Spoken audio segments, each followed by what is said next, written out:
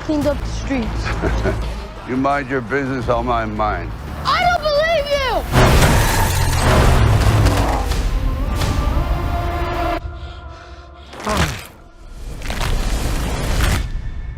you! Are you okay? I'm cool. So, on our next review, we're going to talk about Sylvester Stallone, Samaritan. Once was, things start to fall apart when you stop caring. And I stopped caring a long time ago. How come you hate who you are? For some people, it's too late to change the damage they've done. So on Top Love, what did you guys think? Thumbs up, thumbs down, thumbs middle? I did not like that movie at all. Why you like the movie? I mean, like Andrea said, it was okay. It was like a superhero movie, but it was just that it was like not only predictable. It was everything was just too convenient. Sylvester Stallone lived across from the kid. The kid was about to get beat up, and Sylvester Stallone happened to be on the bus to see him getting beat up. You know, everything was just so convenient for everything. And I don't know, the way it played out, it just seemed like Amazon had the money. They gave it to the producers, the directors. Sylvester Stallone didn't care. It was money. And he's 76, so and I just felt like it was just lazy. I just feel like the writing was lazy. The bad guys, it's just like it was just too easy. Like to me, it's sort of like lazy writing. Everything's very convenient. Yeah, it was so convenient. The villain, and he goes and did he know that Hammer was in the police station when he went? Yeah, he knew. Yeah, okay, he knew that it was being held up. Because I was watching it, like I know he didn't just come across that in the police station. No, I was about to say. It was common knowledge. So. Yeah, I don't know. I just feel like it was just lazy. I mean, it was just I don't know. It's like I see where it was going. I mean, they did have a spin at the end. Yeah. They had a plot twist. I give them that. At least. That was true. I feel like a lot of us saw that coming. I didn't see it coming. Really? But but the movie was going pretty predictable. Like, oh wow. Let me just get to the end.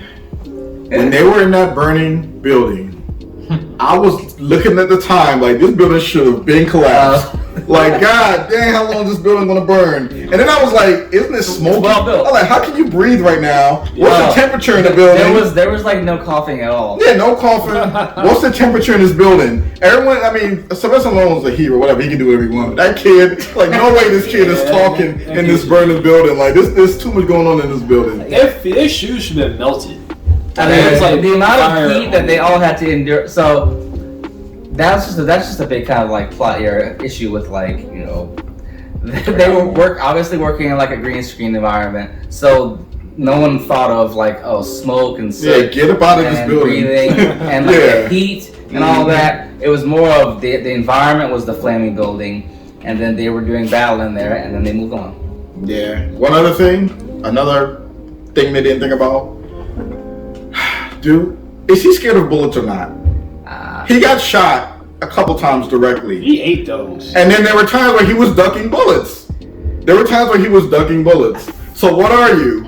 Is your head the weakness? Can your chest, is your body bent still, but your head is not? Because there were times where in battles with close range, he got shot straight up. And then in that burning building, I saw him getting shot up, like lit up. And he was just, you know, sometimes he was running from the bullets. And another thing with the bullets, his shirt did not have any holes. If y'all go back and watch that movie, his shirt should be full of holes. If y'all see him with bullets, how many people shot up at this dude in that building? He should have been naked. Like Jesus, he should have been naked at the end. Maybe just wearing tighty whities because of all the fire and bullets and all that. I was like, yo, this is Superman. Because when Superman gets shot at, I don't think you see the bullet holes at all. I don't, you know, you can't. His suit is part of it. It's skin tight. And it's off from another planet. That's why I was like, okay, whatever you put on becomes Superman's suit. But yeah, I didn't like the movie. It was too predictable. It was just too easy. Like it seemed like it was no energy, no effort. But that's my review. I think it's like something that is fit for Prime Video. For streaming only. Yeah. I think the kid's acting, the young boy, I think he was good. Especially him confronting with that kid that looked like what's that dude? That rapper with the 6ix9ine. Yeah, Tekashi 6ix9ine. He looked like a skinny, scrawny version of Tekashi. I like Tekashi 4-5. Yeah, like small. Like his That cousin. kid beat him up so much time too. The kid kept punching him Oh, in the the funny face. thing was when that kid punched that fake Takashi, Yeah. he's like, who's the bitch? And the kid was like, you are. Damn. Punched and dropped that kid right there in the face. Yeah, I feel like he got dropped on that kid like 2-3 times. That was hilarious. Yeah, you know that kid was from Euphoria. You ever seen the show Euphoria? I saw the first season. Zendaya, yeah. He's also in He's the little kid in Euphoria. season 3 of Umbrella Academy. Because I knew I recognized him. Yeah. So he was. Yeah, he was. I haven't watched those. No. Umbrella Academy is pretty cool. I seen the first 2 episodes on Umbrella. And that show kind of goes in lots of weird places. So it's hard to even say if you'll. I like time travel and all that stuff. It's basically every season's time travel of them they mess something up and they go back in time to fix it, and then they mess up something else and they go back again, and the third time is they kept messing it up and time resets. That's crazy. And everything's weird. Okay. So the 4th season will be the final season. But so Samaritan, I did like it enough. It felt very much like an old school movie of where everything's pretty convenient. Yeah. Like they're not trying to think of creative ways to like put the different actors like together. They're not thinking of like clever situations for that. Yeah. It's always just, you know, the dude lives in my building. Yeah. Which happens in like a lot of movies. That's pretty lazy writing where the storyline revolves around people just beside each other who has issues and they will help each other. So, I mean, for what it was, I liked it. I mean, it was free. It was 2 hours, so that's kind of a big time investment for me. But yeah, just below that, I liked it. It was pretty simple, not much to think about. Yeah. I mean, Sylvester Stallone movies are, you know, they're fun to watch for me. And I really enjoyed at the end where after the plot twist, he's just straight about murdering dudes. So I was surprised he threw that dude out of the bag to me. I was surprised. That was also a big twist. I was waiting for that kid to be like, no, don't do it. Yeah, I thought he wanted to think about how his brother was the good one. It was like, nah, I'm tired of being. They didn't even allude to him. He just straight murdered that dude right at the end. I'm like, dang, he really threw him down there. Yeah, he's like, I'm gonna tie you up. I'm gonna throw your ass in the fire, die. After he murdered like the majority of that dude's men. To most movies, to teach the bad guy a lesson, you save the life again. Like I'm not gonna kill you. He didn't. So I like that because it didn't fall into that predictable cliche of he wanted to like redeem himself. He did not. He basically just wanted to be left alone. Yep, I'm still nemesis. He stopped doing bad stuff. He just lived a quiet life by himself. Yeah. And I really enjoyed that because that's different. He didn't want to be good. He just, well, maybe at the end it alluded to how he would maybe do better. But after the situation, you know, in the story, he kind of went into isolation somewhat. He just lived his life, not being good or bad, just existing. Yeah. But when he was pushed right at the end, he just starts murdering people left and right.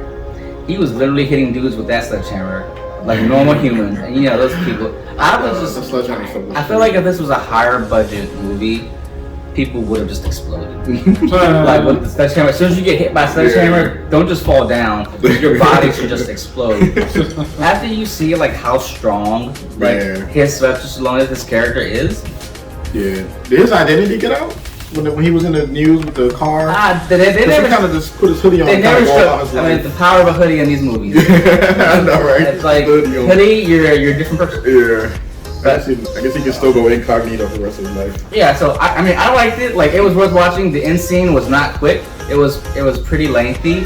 So it was good to see like Sylvester Stallone, you know, just fighting, you know, dudes and like wrecking them. Like, I always enjoy seeing that. So I like it. Like, I would cautiously recommend it for people who are interested in an old school action movie with a more grounded superhero look. But it's written very much like a movie made 20 years ago. Yeah. So, which is basically what kind of Sunchild's complaints were. That it has the exact same feel as the movies when we were kids. Like, they were written just like that. Yeah. And I'm okay with it. I should have lowered my expectations going in, but that was like, I feel like you had none. And I was like, yo, y'all doing this to me right now? Like, y'all really wanted to do this. I mean, also Sylvester Stallone, 76 years old, so he's not going to be around that much longer. And especially acting, even though I guess HGH would just keep you going for so long, he's still pretty built. And for someone at his age, he kind of looks like he's in his late 50s. But he's still built like someone who's like a mountain. Like, he's like twice as big as he was when he was Rambo 1 or Rocky 1. Yeah. He's literally twice as big. So the power of, you know, growth hormone. I think overall, to me, I think Samaritan was decent. You know, it wasn't great. It was decent. Like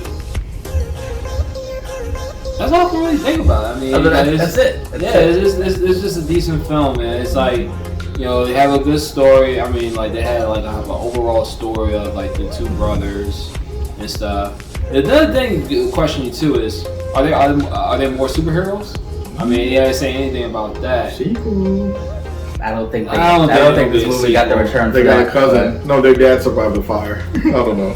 I know I can see if the other brothers survived the fire. The world is basically these dudes just exist because of randomness. Yeah. Like there's no like, they didn't even tap into like why they exist. It just like he like mentioned like they're just kind of genetic freaks. But they foster kids too.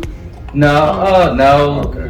Their parents were killed by people who were scared. So it's also kind of an old element of like, the town's going against the two monster kids. Yeah. They end up killing the parents, but I remember this scene where the kid wanted to know how to fight on the rooftop. And I was like, oh wow, look at this little Rocky, little cute Rocky. Playing on Rocky, also Sylvester Stallone about to show him the ropes. And that scene ended like quick. He like broke his hand. I was like, wow, I thought they was really about to give me like a fake Rocky montage up here. You know what I mean? I was like, oh my god, they really about to give me a little Sylvester Stallone teaching somebody how to fight like he's back in Rocky. But they was like, nope, end of this scene, moving on. oh, I forgot to say at the beginning. This is I think it was like I remember it's showing like Balboa Productions. So I think it's his company. Oh, yeah. His company like produced this or involved with it. So fun fact, but that's it for the Samaritan. Yeah.